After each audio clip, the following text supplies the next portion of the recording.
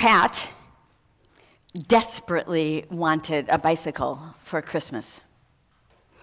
His parents said, just write a letter to Santa. But Pat had been watching, and Pat noticed that the nativity scene up on the hearth got way more attention than Santa. And so Pat said, I'll write a letter to Jesus. He thought about it. I've been really good this year. I've been mostly good this year. I'm sometimes good. Oh, what the heck. And Pat went up to the nativity and took the Mary out of the nativity. Later, Pat's parents said, have you seen the Mary from the nativity? And Pat said, yeah, I took it. I wrote a letter to Jesus. If you ever want to see your mother again, you'll give me a bike for Christmas.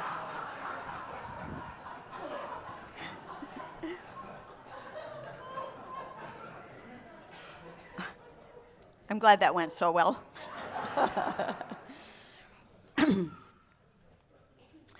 This Advent season, the story of Mary is told in two parts. So last week we heard about the angel's visitation and Mary daring to say yes.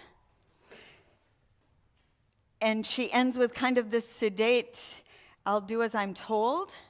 And this week we have Mary visiting her cousin and singing and dancing. Now, we could focus on things like reproductive rights, because it's the Sunday of the women. We could focus on what it means that Mary's a virgin.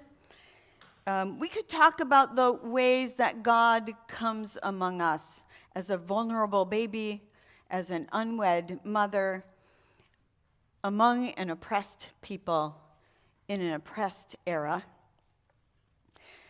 But today, the situation with Elizabeth adds a new twist, a new bit of joy in the midst of all of that angst of the day.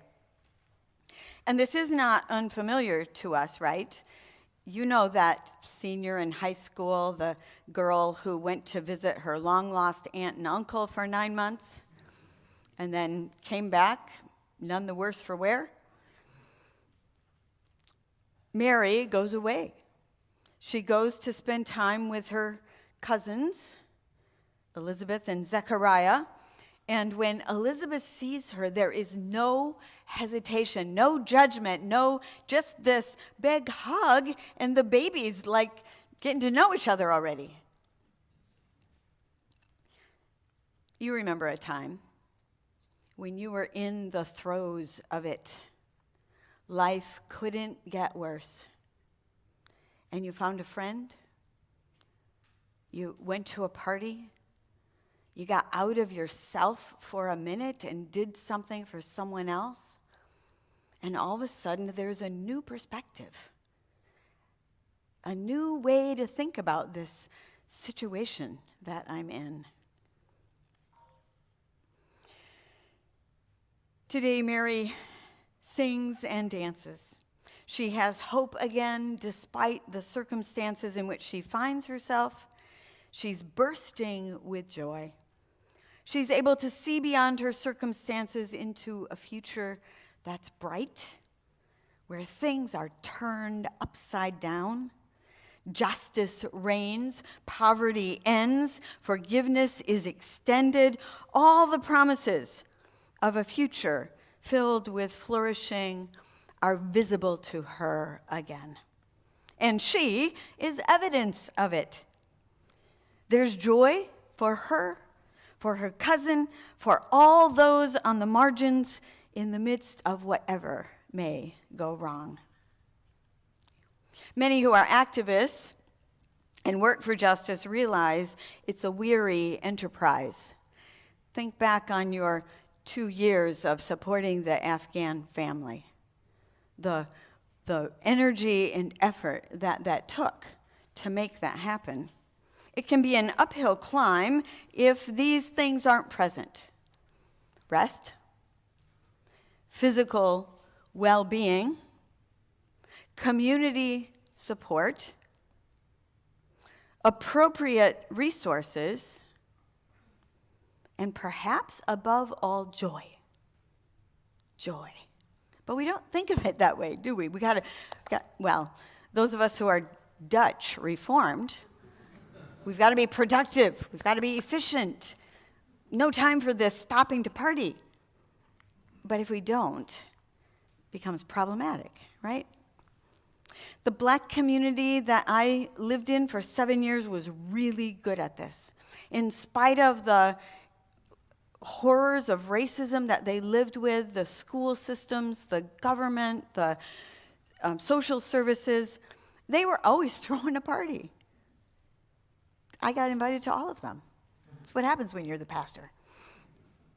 They know the importance of joy because the oppressor's work is so much easier if there's no joy.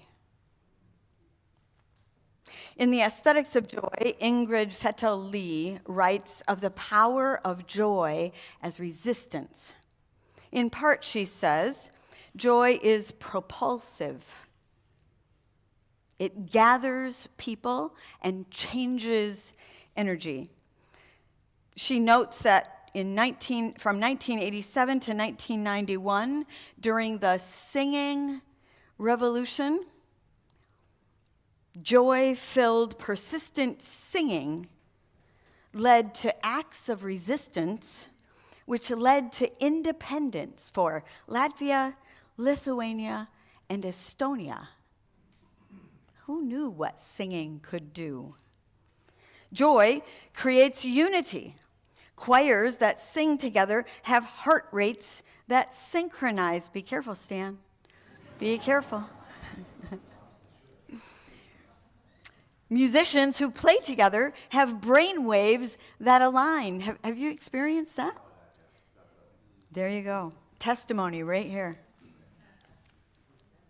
Joy helps us reclaim our humanity.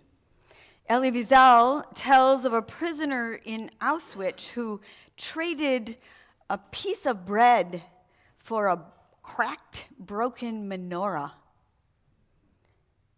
And Wiesel said to his comrade, "Bread for Hanukkah in Auschwitz?" And his friend said, "Especially in Auschwitz." Joy manifests abundance.